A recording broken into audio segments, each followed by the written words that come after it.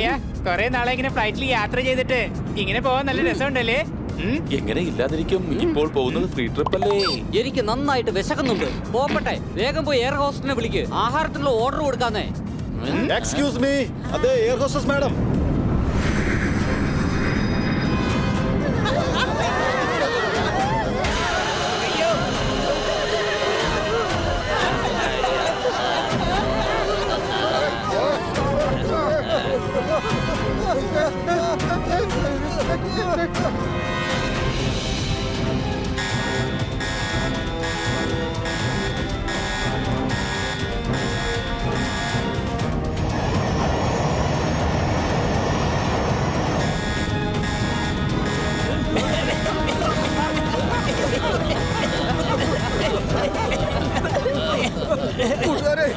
കുഴപ്പമൊന്നുമില്ലല്ലോ. എന്റെ അപ്പോ എനിക്കൊന്നും മനസ്സിലാവുന്നില്ല. അയ്യോ, 1 2 3 4. അയ്യോ, എനിക്കിപ്പോ എല്ലാരും 4 ആയിട്ട് മാത്രമാണല്ലോ കാണുന്നത്.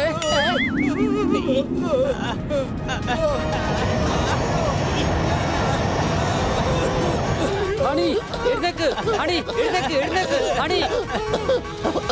എനിക്കിത് പെട്ടെന്ന് ഉറക്കം വരുന്നത്.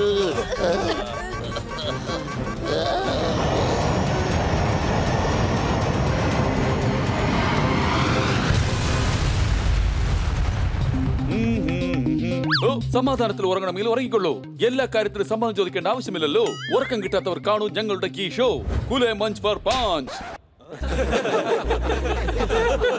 രാവിലെ എന്റെ വീട്ടിൽ വരുന്നുണ്ട് കൂവളം കിളി. ആഹാ, ഈ പ്രോഗ്രാമിന്റെ പേരെന്തായാലും കൊള്ളാം. അടിപൊളി, അടികൈ. കവിത പാരായണത്തിനുള്ള അവസരം ഞങ്ങൾ നിങ്ങൾക്ക് പിന്നീട് തരാം. കവികൾ കവിയരങ്ങിൽ ഞാൻ എപ്പോൾ പറയുന്നുവോ അപ്പോഴേ നിങ്ങൾ സംസാരിക്കാവൂ. ഇവിടെ വരൂ. എന്റെ വായുടെ വാഴത്തോട്ടത്തിൽ നിങ്ങൾ ക്യാമറയും മൈക്കും വെച്ച് ഇന്റർവ്യൂ എടുക്കാൻ വന്നതാണോ? കുറച്ച് അങ്ങോട്ട് മാറൂ. Very good. ഇനി ചെവിയിലെ ലൗഡ് സ്പീക്കർ ഓണാക്കി കേട്ടോളൂ. ഞങ്ങൾ ഗസ്റ്റ് ആണ്, ഞങ്ങളോട് മാന്യമായിട്ട് പെരുമാറണം. മനസ്സിലായോ? അല്ല, എനിക്കൊരു സംശയമുണ്ട്. സംസാരിക്കാൻ ഈ മാന്യ എവിടെയാണ്? ചേട്ടൻ വേണ്ട, മര്യാദക്കല്ലെങ്കിൽ ആ വളഞ്ഞിരിക്കുന്ന മൂക്കരിഞ്ഞെടുത്ത് സ്രാവിനിട്ട് കൊടുക്കും. പറഞ്ഞേക്കാം. എടാ, ഒന്ന് മിണ്ടാതിരിക്കെ. അവരാ ഷോ ഒന്ന് തുടങ്ങിക്കോട്ടെ. സംശയമുണ്ടോ? എല്ലാവർക്കും നമസ്കാരം. നിങ്ങൾ എല്ലാവരും കാണാൻ ആഗ്രഹിക്കുന്ന ഈ ചെറിയ ഷോയിലേക്ക് ഞങ്ങളുടെ അതിഥികളെ സ്വാഗതം ചെയ്യുന്നു.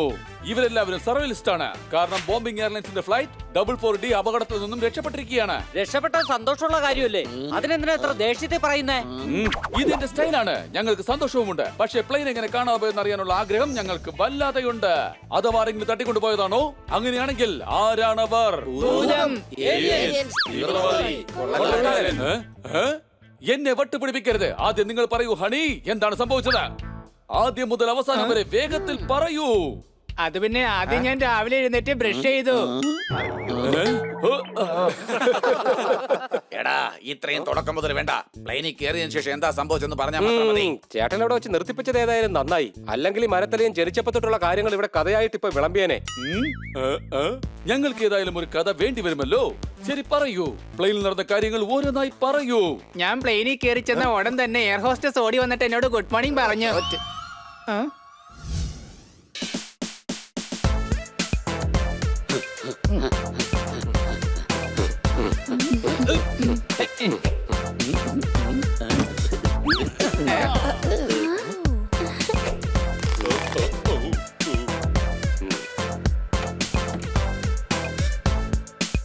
Good morning.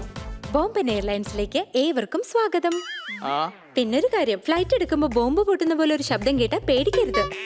അത് കൊള്ളാം. ബോംബെ എയർലൈൻസ് എന്നല്ലേ പേര്?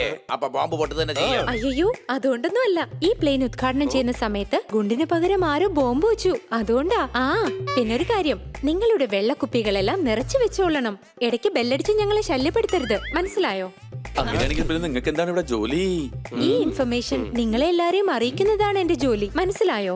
പിന്നൊരു കാര്യം, സീറ്റ് ബെൽറ്റ് ഇടാതിരിക്കുന്നതാ നല്ലത്. അല്ലെങ്കിൽ പിന്നെ പ്ലെയിൻ ഏതെങ്കിലും പുഴയിൽ വീണാൽ നിങ്ങൾക്ക് രക്ഷപ്പെടാൻ പറ്റില്ല. എയർപോർട്ടിൽ നിന്നും വാങ്ങിച്ചു ഞാനൊരു പില്ലോ. ഇവർ പ്ലെയിനിൽ കയറിയപ്പോ തൊട്ട് പേടിപ്പിക്കാണല്ലോ. അടികൈ. നിങ്ങളല്ലേ നേരത്തെ ഫ്ലൈറ്റിലേക്ക് കവിതയും ചൊല്ലിക്കൊണ്ട് കയറി വന്നത്? ഇനി കവിത ചൊല്ലാൻ താനെ വായ തുറന്ന തന്റെ കർണത്തുണ്ടല്ലോ കയ്യടിയുടെ പൂരമായിരിക്കും. പിന്നെ കുറെ നാളത്തേക്ക് തേനീച്ചയുടെ ശബ്ദം മാത്രമേ കേൾക്കൂ. ഇവിടെ വരൂ. ആഹാ, ശബ്ദം കുറച്ച് പറഞ്ഞാ മതി, എനിക്ക് കേക്കാം. ഞാൻ അങ്ങനെ ഉച്ച വെച്ചാലേ ചെവിയിൽ കൂടി ജെറ്റ് കയറി പോയ പോലെ ഇരിക്കും. ചെല്ല്, സ്വന്തം സീറ്റിൽ പോയിരിക്ക. Go go. പിന്നീടുണ്ടല്ലോ ഞങ്ങൾ എല്ലാരും അവരവരുടെ സീറ്റുകളിൽ ഇരുന്ന് ചിപ്സ് കഴിക്കാൻ തുടങ്ങി. പ്ലെയിൻ പറന്നപ്പോ ഞങ്ങൾ എല്ലാരും കൂടി ചേർന്ന് പുറത്തോട്ട് നോക്കിയിരിക്കായിരുന്നു.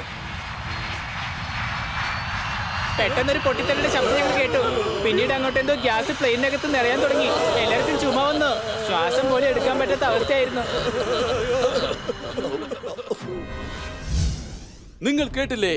ഫ്ലൈറ്റ് തട്ടിയെടുക്കാൻ വന്നവർ ആദ്യം തന്നെ അതിനകത്ത് മയക്കവാതകം തുറന്നു വിട്ടു.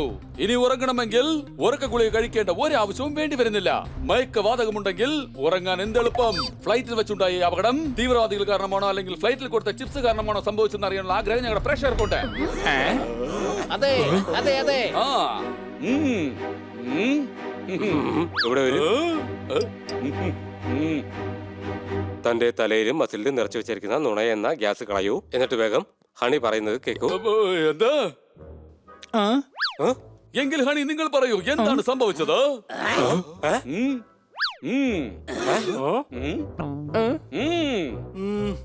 ഞങ്ങൾക്ക് ബോധം വന്നപ്പോ ഞാനും ഹണിയും ഒരു ബംഗ്ലാവിനകത്തായിരുന്നു.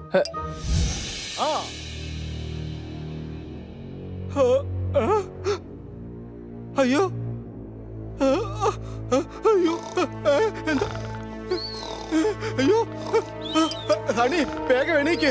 നോക്കിയേ, നമ്മളിത് എവിടെയാ വന്നിരിക്കുന്നതെന്ന്.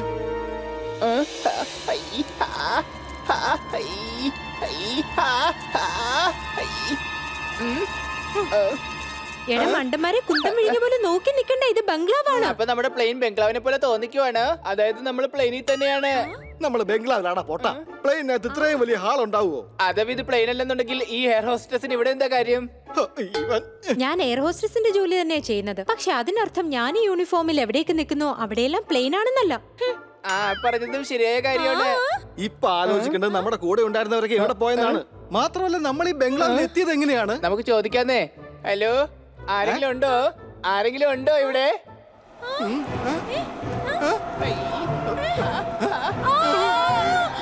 അയ്യോ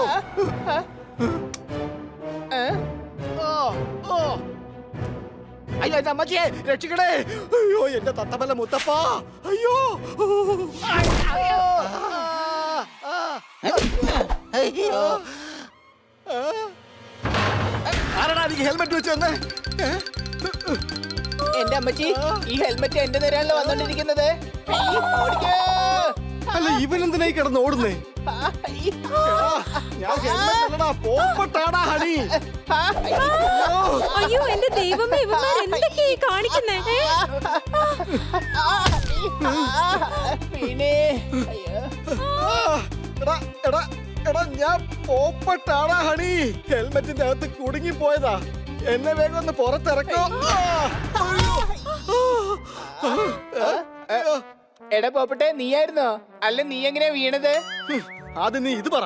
നീ എന്തിനാടാ ഹെൽമെറ്റ് കണ്ടപ്പം നില വിളിച്ചോണ്ട് ഓടിയത്? അത് പിന്നെ എടാ പോപ്പട്ടെ, ഈ ഹെൽമെറ്റ് ഉണ്ടല്ലോ എന്റെ പുറകെ ഓടി ഓടി വരുവായിരുന്നു. എടാ മരമണ്ട, ആ ഹെൽമെറ്റിനകത്ത് ഈ ഞാനായിരുന്നടാ. അതെങ്ങനെയാ അങ്ങനെ സംഭവിക്കുന്ന പോപ്പട്ടെ? നീ ഇതാ ഇവിടെയല്ലേ നിക്കുന്നേ? മാത്രല്ല ഹെൽമെറ്റ് ഇതാ അവിടെയാണ് വീട് കിടക്കുന്നേ. ഓ അയ്യോ, പെട്ടെന്ന് ഇത്രയും ശക്തമായ കാറ്റ് എവിടുന്നായി വരുന്നേ? അയ്യോ അയ്യോ, എന്റെ അമ്മച്ചി ജനല് തന്നെ തന്നെ അടയുകയും തുറക്കുകയും ചെയ്യുന്നു. അയ്യോ പോപ്പട്ടെ, ഇതാ നോക്കിയ നീ, ആ വിളക്കേ അതിന്റെ തന്നിഷ്ടത്തിന് ആടിക്കൊണ്ടിരിക്കുക. എന്റെ അമ്മച്ചി, അല്ല എന്താ ഇത്?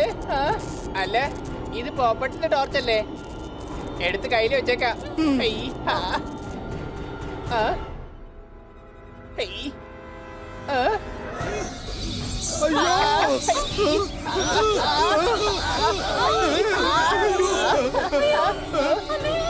അയ്യോ, ഇവിടെ ഭൂതമുണ്ടോ? അതിന് ഏത് ജോത്സ്യനെ ഇവിടെ ഉള്ളേ? എന്റെ അമ്മോ. അയ്യോ, ജോത്സ്യനല്ല പൊട്ട, അത് ഭൂതമാണ്, ഭൂതം. അയ്യോ, അവിടെയാ. ഓടി രക്ഷപ്പെട്ടോ. അയ്യോ ദാ.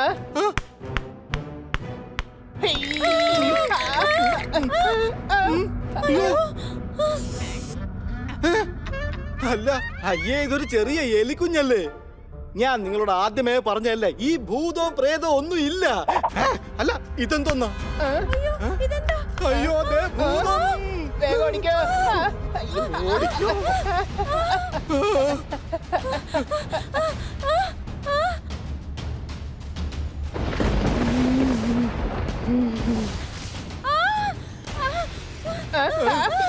അയ്യോ. അയ്യോ.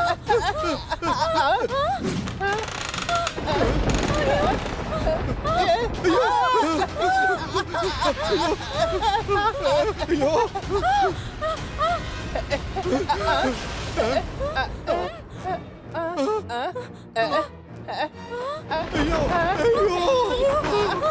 അയ്യോ. ഇവിടെ ഭൂതമുണ്ട്. ഓടി രക്ഷപ്പെട്ടോ.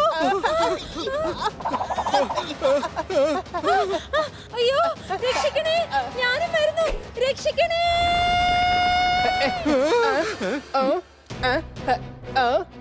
എടാ പോപ്പട്ടെ, ആ എയർ ഹോസ്റ്റസിനെ കൊണ്ട് ഭൂതം പോയെന്ന് തോന്നുന്നേ. അയ്യോ. എന്റെ അമ്മച്ചി. ഹണി, ജീവൻ വേണമെങ്കിൽ വേഗം ആ ജനലിൽ കൂടെ എടുത്ത് ചാടിക്കോ. സംശയമുണ്ടോ? അയ്യോ.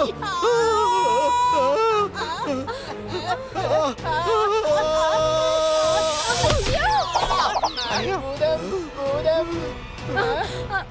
എടാ കഴുതേ, ഇത് ഞാനാ. കാറി കാറി മനുഷ്യന്റെ ചെവിയുടെ ലൗഡ് സ്പീക്കർ വരെ അടിച്ചുപോയി. എന്റെ അമ്മ വല്ലാത്തൊരു വീഴ്ചയായി പോയി. ഡാ പോപ്പട്ടെ, നിനക്ക് പറഞ്ഞാ പോരായിരുന്നോ? അയ്യോ, അത് ശരിയാണല്ലോ. ആ സമയത്ത് പെട്ടെന്ന് പേടി വന്നതുകൊണ്ട് ഞാൻ പറക്കുന്ന കാര്യം അങ്ങ് മറന്നുപോയി. സംശയമുണ്ടോ? അയ്യോ, ഭൂതം, ഭൂതം. അയ്യോ. വളരെ കഷ്ടപ്പെട്ട് ഞങ്ങൾ ആ ബംഗ്ലാവിൽ നിന്ന് ജീവനും കൊണ്ട് ഓടുമായിരുന്നു. എല്ലാരും ഇത് കേട്ടല്ലോ. പ്രേതങ്ങളുണ്ട്. ഇന്ന് ഇവിടെ അതിനെ കുറിച്ചുള്ള ചർച്ചയാണ്. അടിയും ഇടിയും തീർച്ചയായിട്ടും ഉണ്ടാകും. അവയിൽ നിന്ന് രക്ഷപ്പെടാനും അതിനെ നശിപ്പിക്കാനുമുള്ള വഴി ഞങ്ങൾ നിങ്ങൾക്ക് പറഞ്ഞു തരും. അത് ഞങ്ങളുടെ ബാബയും ഭൂതവും എന്നുള്ള പ്രോഗ്രാമിലൂടെ. ഇതൊക്കെ എന്ത് വിദ്യുതോ? ഭൂതവും പ്രേതവും ഒന്നും അങ്ങനെ ഇല്ല. ഉണ്ട് ചേട്ടായി. ഞാൻ ഹണി ബണ്ണിയുടെ വീട്ടിനടുത്ത് വെച്ച് ഒരു യക്ഷി ഡാൻസ് കളിക്കുന്നത് കണ്ടായിരുന്നു. അത് എന്നും രാവിലെ 5 മണിക്കാ. ഏയ് ഷട്ട് അപ്പ്. ഞാൻ എന്നും രാവിലെ സുംബ ഡാൻസ് കളിക്കും. അത് പിന്നെ മാഡം, ഇനി സുംബ കളിക്കുമ്പോഴും മേക്കപ്പ് ഇടാൻ മറക്കല്ലേ. അപ്പൊ പിന്നെ യക്ഷിയെന്ന് മാഡത്തിന് ആരും വിളിക്കില്ല. നാട്ടിൻ പുറത്തുള്ളവരെല്ലാം ബീഡിയാണ് വലിക്കുന്നത്. മേക്കപ്പ് ഇല്ലാതെ മിസ് കാട്ട്കറിനെ കാണാൻ എന്താ യക്ഷിയെ പോലെയാണ് ഇരിക്കുന്നത്. അടി കൈ. മാഡത്തിനെ ഇൻസൾട്ട് ചെയ്തതിന്റെ പേരിൽ ആരെങ്കിലും കൈയടിച്ച എന്റെ സ്വഭാവം മാറും, ഞാൻ പറഞ്ഞേക്കാം. ജോർദാർ ഇത്രയും പറഞ്ഞതിന് ശേഷം നീ കൈയടിക്കുന്നോടാ. കർത്താ, എല്ലാവരുടെയും സുഹൃത്താ, ഞാൻ ജോർദാറിന് മാഡത്തോടുള്ള നന്ദി ഓർത്ത് കൈയടിച്ചതാണ്. ചേട്ടായി, നന്ദി സൂചകമായി കിട്ടിയ അടിയുടെ എഫക്ട് കർത്തയുടെ ചെവി കിടന്ന് ഇരപ്പുകയായിരിക്കും. അത് എന്താ ശരിയാ. ശരിയല്ലേ? ഇനി ഇവൻ യക്ഷിയെ കണ്ടാ പോലും യക്ഷി എന്ന് പറയുകയില്ല. മിണ്ടാതിരിക്കൂ. നമുക്ക് യക്ഷികളെ കുറിച്ച് പിന്നെ സംസാരിക്കാം. ഇപ്പോൾ നമുക്ക് ബംഗ്ലാവിന്റെ അടുത്ത് കണ്ട ഭൂതത്തിലേക്ക് പോകാം. ഇവിടെ ഒരു ഭൂതമോ പ്രേതമോ ഒന്നും തന്നെയില്ല. അത് ഭൂതമായിരുന്നില്ല. ഞാൻ എന്റെ കണ്ണിന്റെ ഈ ഹെഡ്ലൈറ്റ് കൊണ്ട് കണ്ടതാണ്. അവർ കാട്ടുവാസികളാണ്. അവരായിരുന്നു എന്നെയും കർത്തയെയും എടുത്തുകൊണ്ട് പോയത്.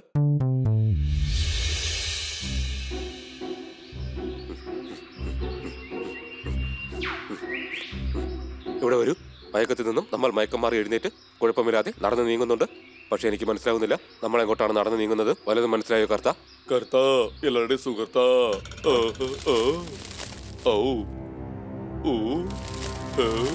നമ്മൾ എന്തോ അപകടത്തിൽ പെട്ടിരിക്കുന്നുവെന്നാണ് എനിക്കിപ്പോൾ തോന്നുന്നത്.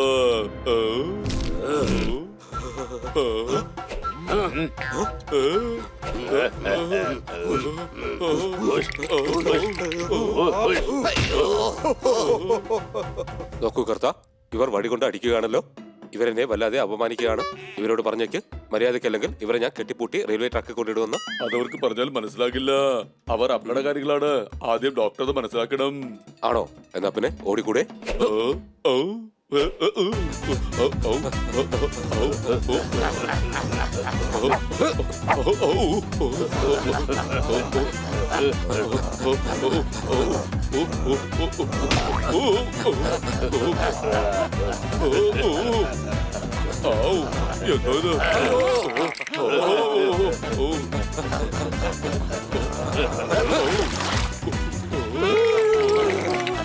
കർത്ത, ഇവർ ഈ പുഴയിലേക്ക് ഇറങ്ങുന്നതിലല്ലോ എന്തോ കാര്യമുണ്ട്. പക്ഷേ ആ കാര്യം എന്താണ്?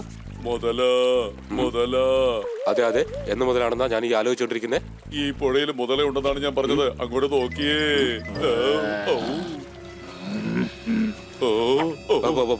ഒരു ഭാഗത്ത് മുതലയും മറുഭാഗത്ത് കാട്ടുവാസികളും. മുന്നും പിന്നും നോക്കാതെ നമ്മൾ മുന്നോട്ട് നീങ്ങിയാൽ ഈ മുതലകൾ നമ്മുടെ മുഖം നോക്കാതെ മുകളിലേക്ക് പറഞ്ഞു വിടും. സംസാരം നിർത്തിയിട്ട് ആദ്യം ഓടാൻ നോക്ക്. വേഗം ഓടോ.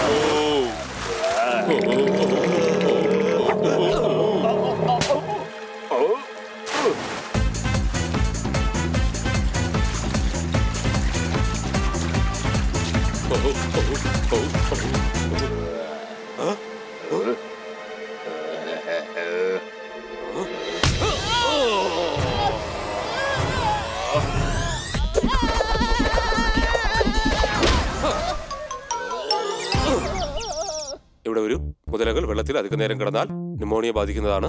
നീ വെള്ളത്തിൽ നിന്നും വേഗം കയറിപ്പോ. ഞങ്ങളെ ഞങ്ങളുടെ വീട്ടിൽ പോകാൻ അനുവദിക്ക് പ്ലീസ്.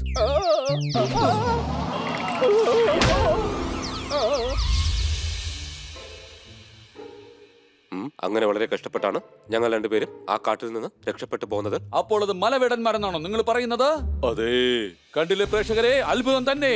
കാട്ടുവാസികൾ പ്ലെയിൻ റാഞ്ചി കൊണ്ടുപോയിരിക്കുന്നു. ഡോക്ടർ ബാലുവിന്റെ അഭിപ്രായത്തിൽ ഇത് ചെയ്തത് കാട്ടുവാസികൾ തന്നെയാണ്.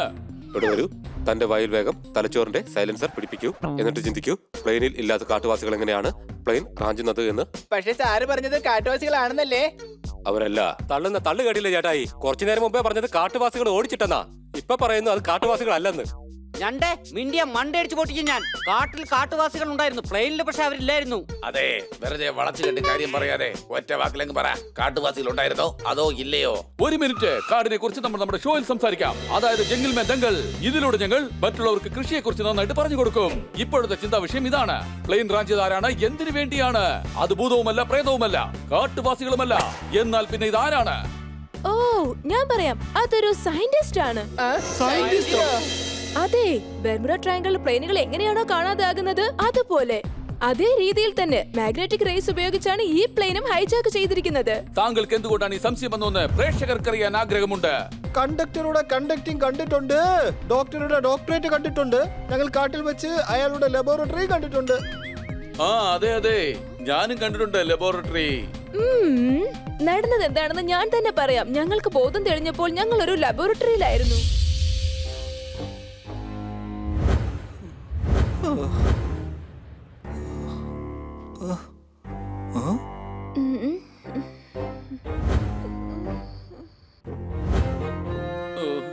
എന്റെ അമ്മേ, നന്നായിട്ട് ദാഹിക്കുന്നുണ്ടല്ലോ.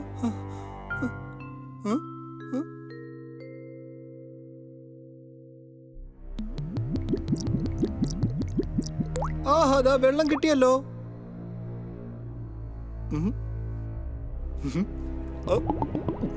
ലസ്സി കുടിക്കാൻ ഞാൻ കടയിൽ ചെന്നു. ഭാഗ്യം, എനിക്ക് ബോധം വന്നു. അടികൈ. അല്ല, നമ്മളിതിപ്പോ എവിടെയാ?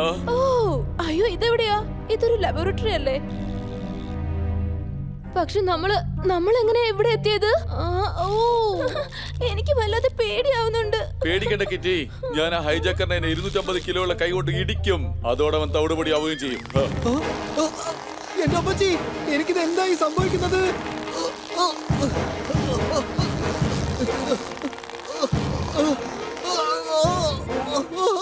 ഇപ്പൊ ദാഹമാണ് എന്നെ ചതിച്ചത്. ഞാൻ വെള്ളമാണെന്ന് വിചാരിച്ച് എന്താണോ എടുത്ത് കുടിച്ചത്. അടികൈ. എന്താ ഇത്? ഈ കന്നാസറങ്ങനെയാ പെട്ടെന്നൊരു ബലൂണിനെ പോലെ പെരുവി പോയത്?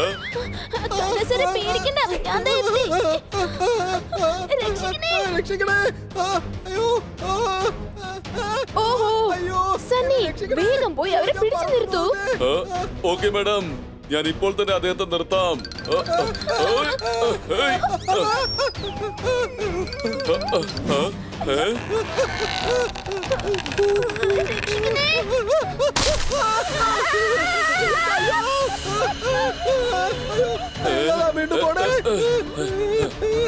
പൈപ്പ് പൊട്ടി ഗ്യാസ് പോയി.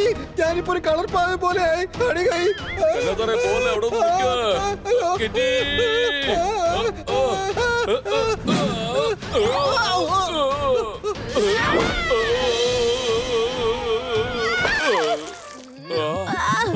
ഏതാണ്ട് ഈ ദുർഗന്ധം തന്നെ ആയിരുന്നല്ലോ പ്ലെയിനിൽ നിറഞ്ഞ ഗ്യാസിലും ഉണ്ടായിരുന്നത്. അത് ശരി, അപ്പൊ അയ്യോമാർ തന്നെയായിരിക്കും ആ ഹൈജാക്കേഴ്സ്. കിറ്റി നിന്ന് രക്ഷിക്കാനായി ഞാൻ എത്തിപ്പോയി.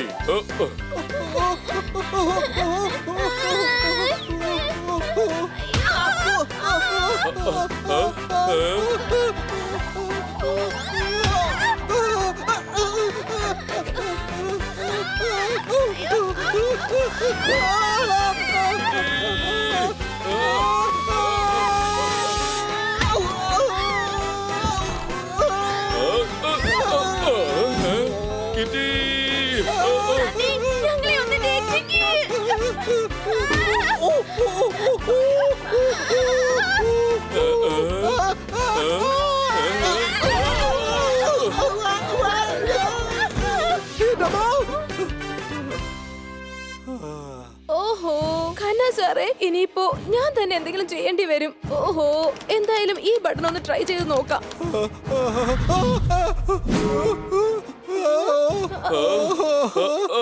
ഓ, ഖന്ന സാർ ഇപ്പം ബോക്സ് ആയിട്ട് മാറിയിരിക്കുകയാണല്ലോ.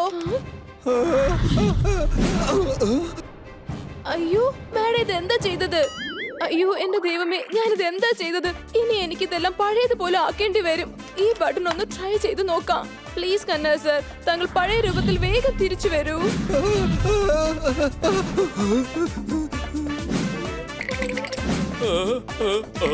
ഓഹോ, ഇതിപ്പോ എന്താ ഇത്? ഇനിയിപ്പോ എന്താ ചെയ്യാ? ഓഹോ, എല്ലാ ബട്ടണും ഒന്ന് ട്രൈ ചെയ്ത് നോക്കാം. എന്തെങ്കിലും ഒന്ന് ശരിയായാലോ?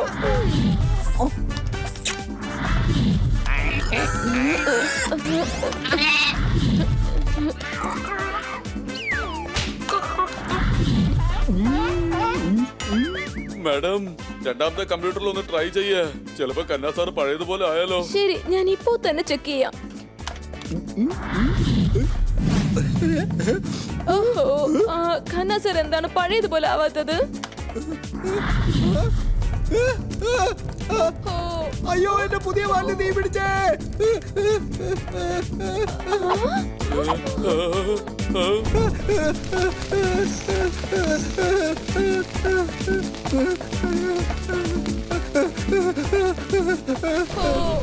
ഇതെന്താ സംഭവിച്ചത്? വേഗം പോകാം, ഓടിക്കോ, ഓടി രക്ഷപ്പെട്ടോ.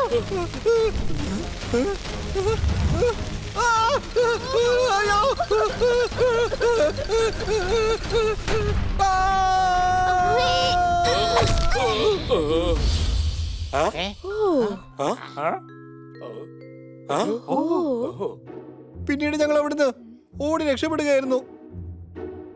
എന്റെ കൂട്ടുകാരന്റെ പേരായിരുന്നു കുട്ടു. ഭാഗ്യമുള്ളതുകൊണ്ട് ഞങ്ങൾ അവിടുന്ന് രക്ഷപ്പെട്ടു. സ്വസ്ഥമായി ഉറങ്ങണമെങ്കിൽ ഉറക്കക്കുളി കഴിക്കൂ, അല്ലെങ്കിൽ ഈ വാർത്ത നിങ്ങളെ ഒരിക്കലും ഉറങ്ങാൻ സമ്മതിക്കില്ല. ചില ശത്രുക്കളായ സയന്റിസ്റ്റുകളാണ് ഈ ഹൈജാക്കിന് പുറകിലുള്ളത്. ഒന്ന് ചിന്തിച്ചു നോക്കൂ, നിങ്ങൾ നിങ്ങളുടെ കൊച്ചിന്റെ ഇളയമകളുടെ കല്യാണത്തിന് വേണ്ടി പ്ലെയിനിൽ പൊയ്ക്കൊണ്ടിരിക്കുകയാണ്. അപ്പോൾ നിങ്ങൾക്ക് ഇങ്ങനെ ഒരു അപകടം സംഭവിക്കുകയാണെങ്കിൽ എന്ത് ചെയ്യും? അയാള് സയന്റിസ്റ്റ് അല്ല. എന്താ ഇത്? ഏലിയൻസിന്റെ പണിയായിരുന്നോ?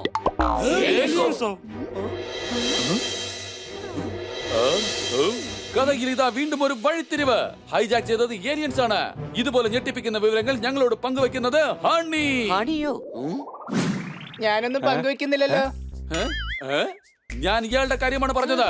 അത് ബണ്ണിയാണ്. അയ്യോ ക്ഷമിക്കണം, ഇത് ബണ്ണിയാണ്. മുയലുകൾക്കാണ് ബണ്ണി എന്നുള്ള പേര് വയ്ക്കാറ്.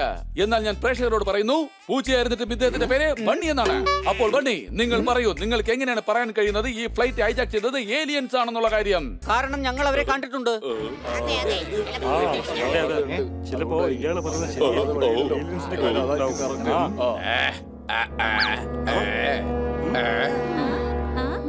അതെ, ഞങ്ങൾക്ക് പ്ലെയിനിൽ വെച്ച് ബോധം പോയി.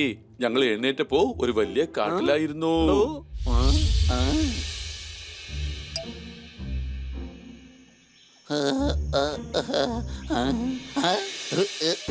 ഞങ്ങൾ വേറെ ഏതോ പ്ലാനറ്റാണെന്നാണ് ആദ്യം ഞങ്ങൾ കരുതിയത്. കാരണം അത് മനോഹരമായ ഒരു സ്ഥലമായിരുന്നു.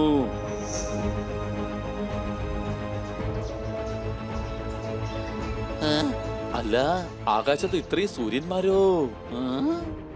ബണി, വേഗം എഴുന്നേൽക്ക് ബണി. നമ്മൾ പ്ലെയിനിൽ നിന്നും ഇവിടെ എങ്ങനെയാണ് എത്തിയത്? ബാക്കിയുള്ളവരൊക്കെ എവിടെ?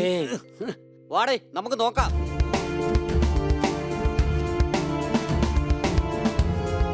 ഈ ലോകം വളരെ വ്യത്യസ്തമാണ്.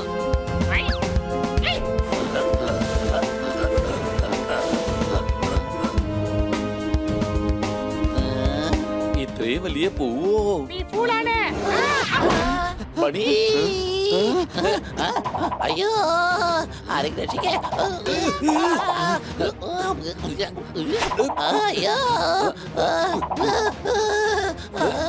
ഈ വടി കൊണ്ട് അവനെ പുറത്തെടുക്കാൻ പറ്റുമോ നോക്കാം. അയ്യോ, ബണി നീ എന്തായി ചെയ്യുന്നത്? ഈ പൂവിനെ കൂടുതലായിട്ട് അകത്തേക്ക് വലിക്കുകയാണ്.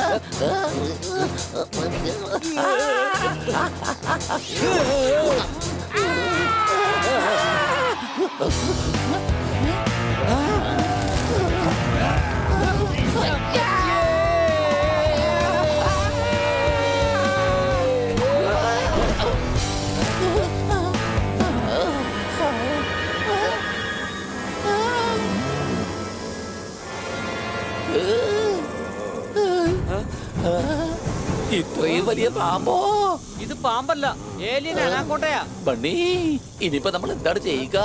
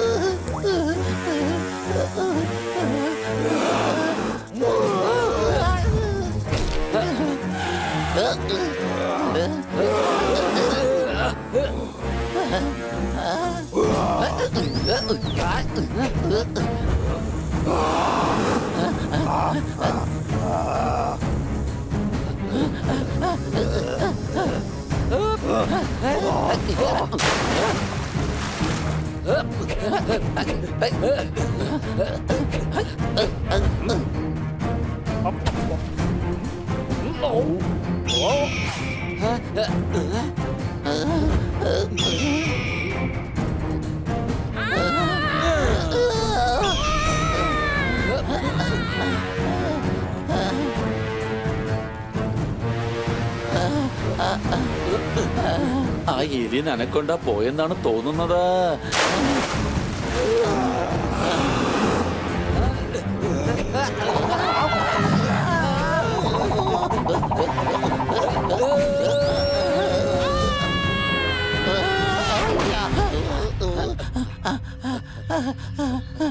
ബണി എനിക്ക് നന്നായിട്ട് വിശക്കുന്നുണ്ട്. കൊള്ളാലോ തണ്ണിമത്തൻ.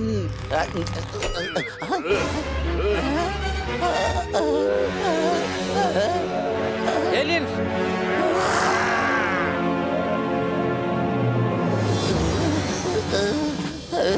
നിങ്ങൾ ഇത്രയധികം ദേഷ്യപ്പെടേണ്ട ആവശ്യം എന്താണ്? അത് നിങ്ങളുടെ തലയാന്ന് ഞാൻ അറിഞ്ഞില്ല. ഞാൻ കരുതിയത് അത് തണ്ണിമത്തനെന്നാണ്. ഞാൻ നേരത്തെ അറിഞ്ഞിരുന്നുവെങ്കിൽ അങ്ങനെ ഒരു തെറ്റ് ഞാൻ ഒരിക്കലും ചെയ്യില്ലായിരുന്നു. ജോർദാറെ, നീ എന്തൊക്കെയാ പറയുന്നേ? എടാ ബണ്ണി, ഞാൻ ഇവരെ പറഞ്ഞ് മനസ്സിലാക്കിയായിരുന്നു. ഞാനിവരുടെ തലയെ മനഃപൂർവ്വമല്ല പിടിച്ചു വലിച്ചത്. എടാ ജോർദാറെ, ഇത് ഏലിയൻസ് ആണ്, അല്ലാതെ നമ്മളെ അമ്മാവന്റെ മക്കളൊന്നും അല്ല. ഇവർക്ക് നമ്മുടെ ഭാഷ അറിയില്ല. ഇവരുടെ കാര്യം ഞാൻ നോക്കിക്കോളാം.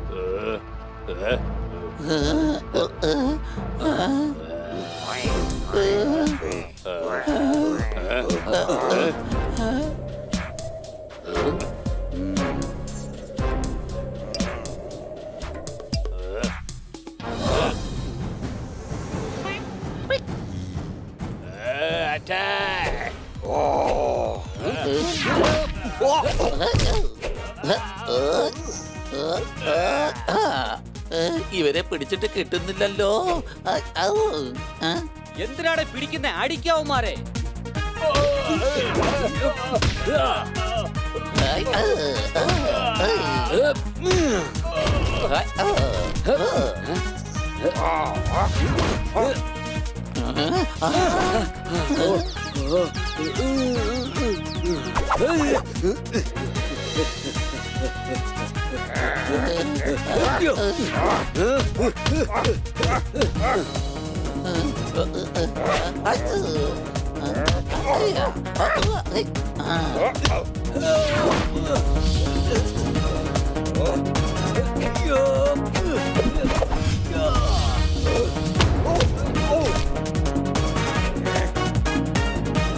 ഇവർക്ക് എങ്ങനെയാണ് തലയില്ലാതെ ഓടാൻ കഴിയുന്നത്?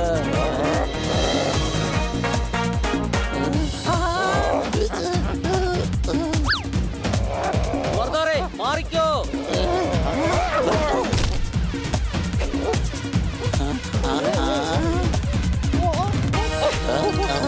ഇവർ വളരെ ചെറുതാണല്ലോ. പണി, ഇവർ ശരിക്കും ഏലിയൻസ് തന്നെയാണ്. അങ്ങനെ വളരെ കഷ്ടപ്പെട്ട ഞങ്ങൾ ഏലിയൻസിന്റെ കയ്യിൽ നിന്ന് രക്ഷപ്പെട്ടെ. ഇതാ വീണ്ടും ഒരു ട്വിസ്റ്റ് വന്നിരിക്കുകയാണ്. അവർ ഏലിയൻസ് മാത്രമല്ല, തലയില്ലാത്ത ഏലിയൻസ് ആണ്. ചിന്തിക്കൂ. അവർക്ക് ചിന്തിക്കണമെന്നുണ്ടെങ്കിൽ അവരെങ്ങനെ തലയിൽ കൈവയ്ക്കും? ചിന്തിക്കൂ. അതിലും വലിയ കാര്യം എന്താന്ന് വെച്ചാല് അവരോടുമ്പോ തലയിലെങ്കിലുള്ള അവസ്ഥ ഒന്ന് ആലോചിച്ച് നോക്കിയേ. ഈ കണ്ണിരിക്കുന്നതും തലയിൽ തന്നെയല്ലേ? ഇന്നലെ ഞാൻ ഭക്ഷണം കഴിച്ച ഹോട്ടലിന്റെ പേരാണ് കൽപ്പക. തലയില്ലാതെ ഇവിടെ ആർക്കാണ് ജീവിക്കാൻ കഴിയുക? ഇവിടെ വരൂ. നിന്റെ തലച്ചോർന്ന ടോർച്ച് ഉപയോഗിച്ച് മനസ്സിനെ മുഴുവൻ പ്രകാശമയമാക്കിക്കൊണ്ട് ആലോചിക്കൂ. അത് ഏലിയൻസ് തന്നെ ആയിരുന്നോ? ചേട്ടായി എന്ന് പറഞ്ഞ് മനസ്സിലാക്കുന്നേ, അത് ഏലിയൻസ് ഒന്നും ആയിരുന്നില്ല, കൊള്ളക്കാരായിരുന്നേ. എടാ അത് കൊള്ളക്കാരൊന്നും ആയിരുന്നില്ല, സയന്റിസ്റ്റ് ആയിരുന്നു. അതെ, ഞങ്ങൾ കണ്ടതായിരുന്നു. അത് തെറ്റാണ്. അവർ ചെറിയ കൊള്ളക്കാരായിരുന്നു. അല്ല, അവർക്ക് പൊക്കമുണ്ടായിരുന്നു. അത് പിന്നെ തലയിൽ തണ്ണിമത്തന്റെ ഷേപ്പുള്ള എന്തെങ്കിലും വെച്ച് കഴിഞ്ഞാൽ പിന്നെ പൊക്കമുള്ളത് പോലെയല്ലേ തോന്നിക്കത്തുള്ളൂ. എന്ന് വെച്ചാൽ എനിക്ക് ശരിക്കും കാണാൻ കഴിഞ്ഞില്ല. ഞാൻ വിചാരിച്ചത് അവർക്ക് തലയില്ല എന്നാണ്. നിക്ക്, ഞാൻ പറഞ്ഞ് മനസ്സിലാക്കാം. അന്ന് ഞങ്ങൾക്ക് ബോധം വന്ന സമയത്ത് ഞങ്ങൾ രണ്ട് കേവിലായിരുന്നു. എന്തോന്നാ ചേട്ടാ ഇത്? നമ്മൾ രണ്ടും ഗുഹയിലായിരുന്നില്ലേ? എടാ, അല്പ ഇംഗ്ലീഷ് അറിയാവുന്നവര് ഗുഹയെ കേവ് എന്നേ പറയാറുള്ളൂ. മനസ്സിലായോ? ഓഹോ, ഗുഹയിൽ എന്താണ് സംഭവിച്ചതെന്ന് വേഗം പറയാ. ആ പറയാം. ഞങ്ങളൊരു ഗുഹയ്ക്കകത്ത് കുടുങ്ങി.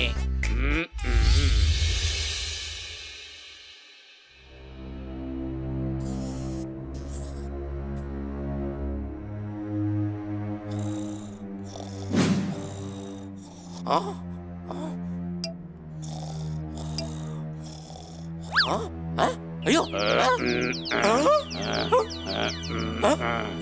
പ്ലെയിൻ അപകടം പറ്റിയിട്ട് നമ്മളിത് എവിടെയാ വന്ന് വീണത്?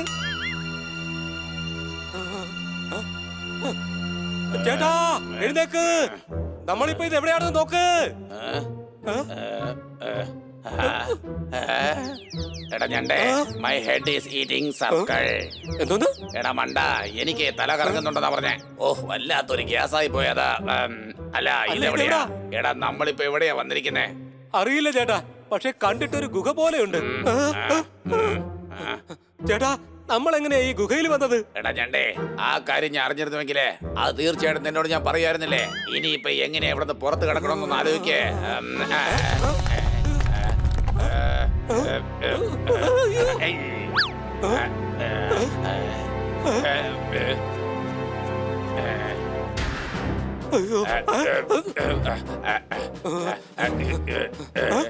ചേട്ടാ, ആളുകൾക്ക് തലച്ചോറില്ലെന്ന് പറഞ്ഞു കേട്ടിട്ടുണ്ട്, പക്ഷെ തലയില്ലാത്ത ആൾക്കാരെ ആദ്യമായിട്ടാ കാണുന്നത്. ഇടക്കിറ്റിന്റെ ആര് വരുന്നുണ്ട്, വേഗം ഒളിക്കാൻ നോക്ക. ചേട്ടാ, തണ്ണിമത്തന്റെ താഴെ കൂടെയാണ് ശരീരം വന്നിരിക്കുന്നത്. എടാ മണ്ട, ശരീരത്തിന്റെ മുകളിൽ തണ്ണിമത്തം വെച്ചിരിക്കുകയാണ്.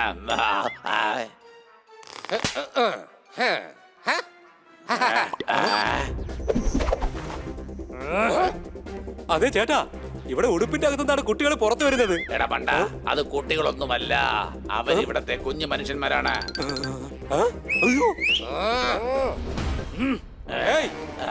ഹലോ, അതെ കുഞ്ഞന്മാരെ, ഇവിടുന്ന് പുറത്തു കിടക്കാനുള്ള വഴി ഒന്ന് പറഞ്ഞു തരാവോ? ഇവന്മാര് നമ്മുടെ പൊക്കം കൂടിയതിന്റെ രഹസ്യം കണ്ടുപിടിച്ചിരിക്കുന്നോ? പിടിക്കവന്മാരെ.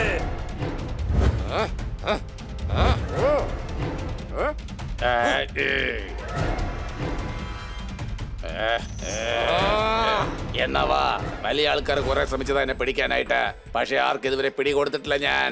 മനസ്സിലായോ? ആ, എന്നെ നീ പിടിക്കോ? നിൽക്കേ, നിനക്കുള്ള പണി ഞാൻ ഇപ്പൊ തന്നെ തന്നേക്കാം. അടിക്കവന്മാരെ. അയ്യാ.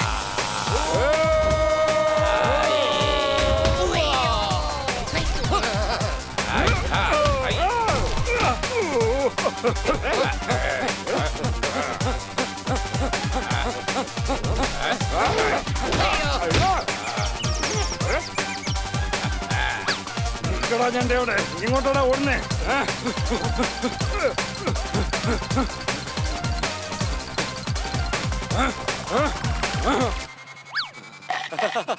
ഇവന് എങ്ങോട്ട് പോയി? എന്റെ പേര് കിറ്റ്കിറ്റ് എന്നാണ്, ഓർമ്മ ഇരിക്കട്ടെ. ചേട്ടാ വിഷമിക്കണ്ട, നമുക്ക് അവന്മാരെ ഇവിടെ തന്നെ ഇടിച്ച് പപ്പടമാക്കാന്നേ.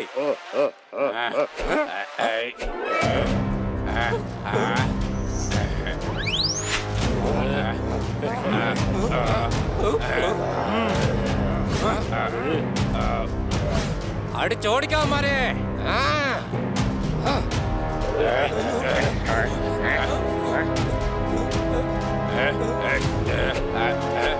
എടാ എന്റെ കിറ്റിന്റെ ഇത് ഒരുപാട് പേരുണ്ടല്ലോടാ.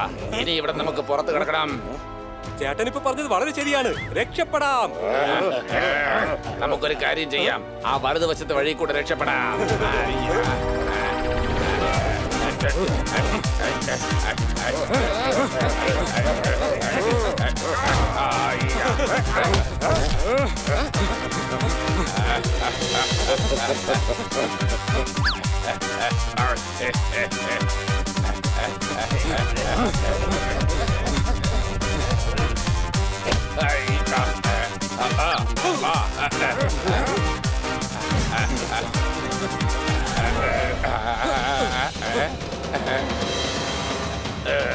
എടാ കിറ്റിന്റെ പുറകെ ഗുഹയും താഴെ കൊക്കയുമാണ്.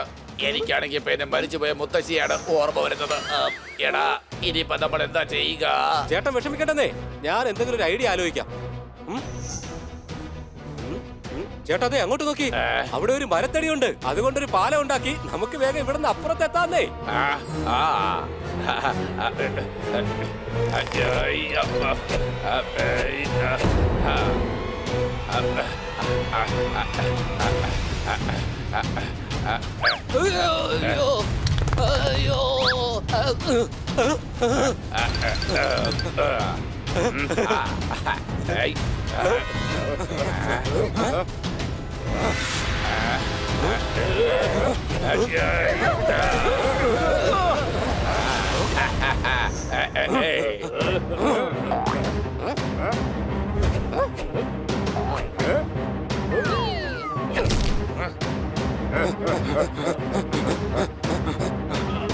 ചേട്ടാ അവന്മാര് നമ്മളെക്കാളും ബുദ്ധിമാന്മാരാണ്.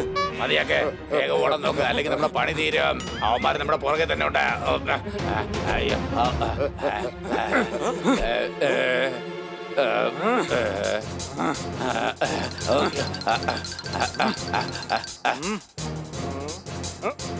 അവന്മാർ ഇവിടെ എവിടെയുണ്ട്? പോയി നോക്ക.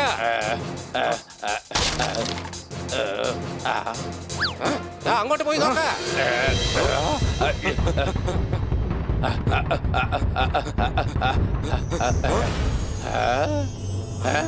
ഇത്രയധികം കാശും ഗോൾഡുമോ? ചേട്ടാ ഇവന്മാര് കൊള്ളക്കാരാണ്.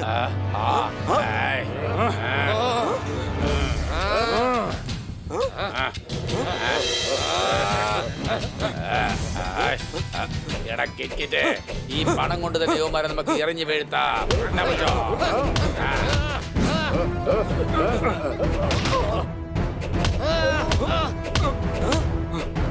ചേട്ടാ പണത്തിന് വേണ്ടി ഒരുപാട് പേരെ തല്ലിയിട്ടുണ്ട്.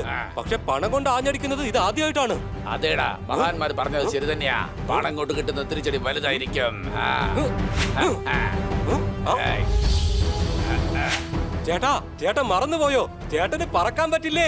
മുകളിൽ ദൂരമുണ്ട്, നമുക്ക് പറന്ന് മുകളിലോട്ട് പോകാമല്ലോ. നീ പറഞ്ഞ ശരിയാ, ഞാനതങ്ങ് മറന്നുപോയി. ഇനി കടിച്ചു തരാം.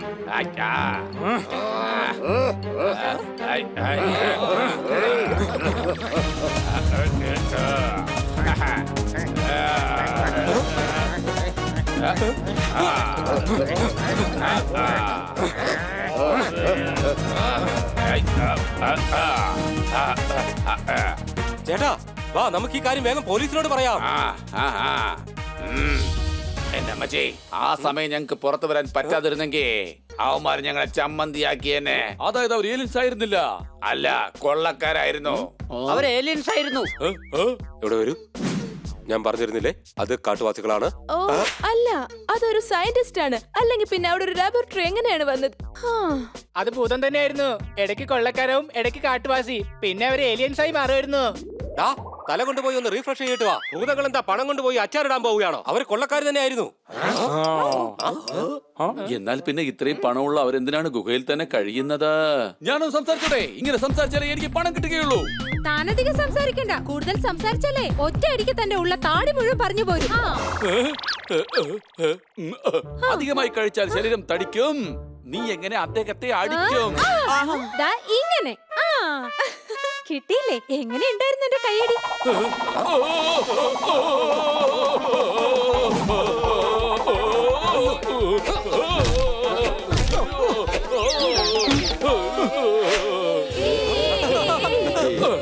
ഇതാ നോക്കൂ, ഈ പ്രോഗ്രാമിന്റെ പേര് പോലെ തന്നെ ഈ കഥയിലും വലിയ സംഭവങ്ങളൊന്നുമില്ല. അതുകൊണ്ട് ഇത് ആരും കാര്യമാക്കി എടുക്കണ്ട. എല്ലാരും ശാന്തമായിരിക്കൂ. മിസ്റ്റർ പാണ്ഡ, നിങ്ങൾക്ക് ഷോയിലേക്ക് സ്വാഗതം. നിങ്ങളുടെ കംപ്ലൈന്റ് കൂടാതെ പോലീസ് ടീമിനോടൊപ്പം ഞങ്ങളുടെ റിസർച്ച് ടീം ആ കാട്ടിലേക്ക് പോയിരുന്നു. ഇൻസ്പെക്ടർ പാണ്ഡ, യാഥാർത്ഥ്യം എന്താണെന്ന് വെളിപ്പെടുത്തൂ. അവിടെ ഭൂതമുണ്ടെന്ന് തുറന്നു പറയൂ ഇൻസ്പെക്ടർ പാണ്ഡ. താങ്കൾക്ക് ഏലിയൻസിനല്ലേ കിട്ടിയത്? കാട്ടിലായിരുന്നില്ലേ? അപ്പോൾ താങ്കൾക്ക് കാട്ടുവാസികളെ ആയിരിക്കും കിട്ടിയത്. അയ്യോ, അത് ശരിക്കും കൊള്ളക്കാര് തന്നെയാണേ. ഞാൻ പറഞ്ഞു വന്നത് അല്ല, അല്ല, അയ്യോ, അത് ഭൂതമായിരുന്നു. കൊള്ളക്കാരാ. ഭൂതം ഭൂതം ഭൂതമാണെന്ന് ആര് പറഞ്ഞു? അത് ഭൂതമാണ്. ഒന്നും തന്നെയല്ല. നിങ്ങളെ കാട്ടിൽ നിന്ന് രക്ഷിച്ചതിന് ശേഷം ഞങ്ങൾ അവിടെ നന്നായിട്ട് തിരിഞ്ഞു നോക്കി. ഞങ്ങൾക്ക് അവിടെ നിന്ന് കള്ളനോട്ടടിക്കുന്ന ഒരു വലിയ ഗ്യാങ്ങിനെ പിടികൂടാൻ കഴിഞ്ഞു. അവരെല്ലാം അറസ്റ്റിലായിരിക്കുന്നു. അവര് കള്ളനോട്ടടിക്കാരായിരുന്നെങ്കിൽ പിന്നെ അതിനെ പ്ലെയിൻ ഹൈജാക്ക് ചെയ്തത്? ഈഷ്, ആരും പ്ലെയിനിൽ ഹൈജാക്ക് ചെയ്തിട്ടില്ല. പ്ലെയിനിൽ വെച്ച് ക്ലോറോഫോമിന്റെ സിലിണ്ടർ പൊട്ടുകയായിരുന്നു. അവിടെയാണ് പ്രശ്നം തുടങ്ങിയത്. പൈലറ്റ്സിന്റെ ബോധം പോയപ്പോൾ പ്ലെയിൻ അങ്ങോട്ടും ഇങ്ങോട്ടും പോയി ക്രാഷ് ആയി. അതായത് ഒന്നും സംഭവിച്ചില്ല. നോക്കൂ പ്രേക്ഷകരെ, ഇത്രയും സമയം നമ്മൾ കേട്ട കഥയൊന്നാണ്, പക്ഷേ നടന്നത് മറ്റൊന്നാണ്. ഞങ്ങളെല്ലാം ക്ലോറോഫോമിന്റെ മയക്കത്തിലായിരുന്നു. ഞങ്ങൾക്ക് മനസ്സിലായത് ഇവിടെ പറഞ്ഞു. അതെ, പക്ഷെ ഇവർ പറഞ്ഞ കാര്യം കൊണ്ട് ഗുണമുണ്ടായി. ഞങ്ങൾ അവിടെ ചെക്ക് ചെയ്യാൻ പോയി. എന്നിട്ട് കള്ളനോട്ട് സംഘത്തെ പിടികൂടുകയും ചെയ്തു.